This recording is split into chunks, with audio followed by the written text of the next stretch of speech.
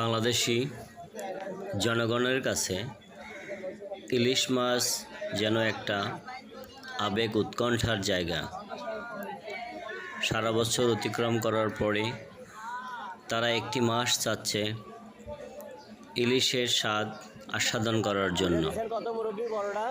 কিন্তু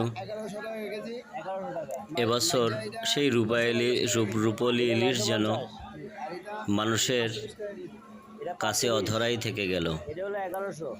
কারণ একসময় বাংলাদেশে ঝাঁকে ঝাঁকে রূপলি ইলিশ ধরা পড়ত। এখন কিন্তু সেই চিত্র একেবারেই ভিন্ন। আগের মতো ইলিশ ধরা পড়তেছে না, পাওয়া যাচ্ছে না, এবং যতটুকু পাওয়া যাচ্ছে তাদেরও মূল্য হাঁকা হচ্ছে আকাশচুম্বী। এক শ্রেণীর লোক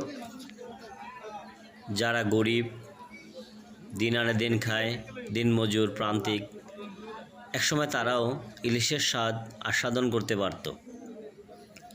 কিন্তু এখন পরিতাপের বিষয় হচ্ছে যে সময়ের সাথে সাথে ইলিশ যেন তাদের নাগালের বাইরে চলে যাচ্ছে।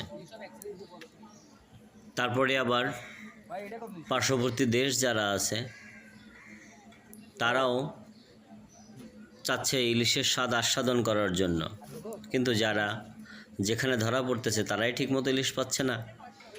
তো পার্শ্ববর্তীতে রপ্তানি করার তো কথা পরে আসতেছে।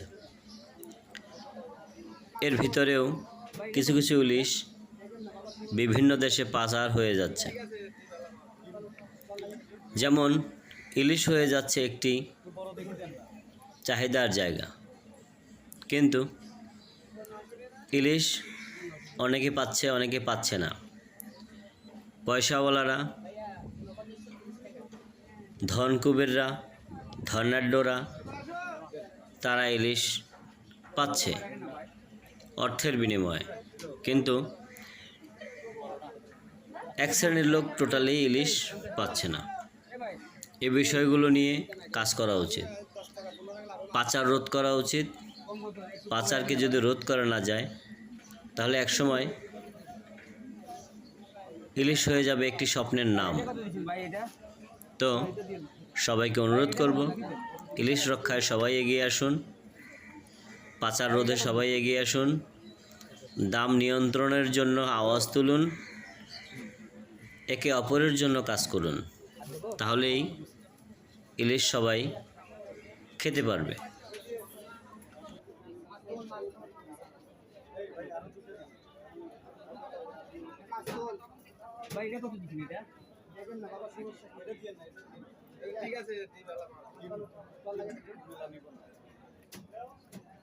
বড় দেখে দেন না।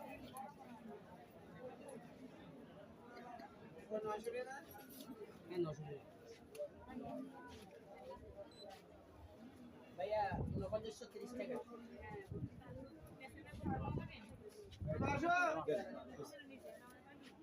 কমাই রাখেন না ভাই। 900 রাখো। এই 50 টাকা ভাই। হ্যালো, এই 50 হ্যালো। এ ভাই, এই 50 টাকা। একদম 1000 টাকা। আমি 10 টাকা 15 টাকা লাভ না দিতেছি।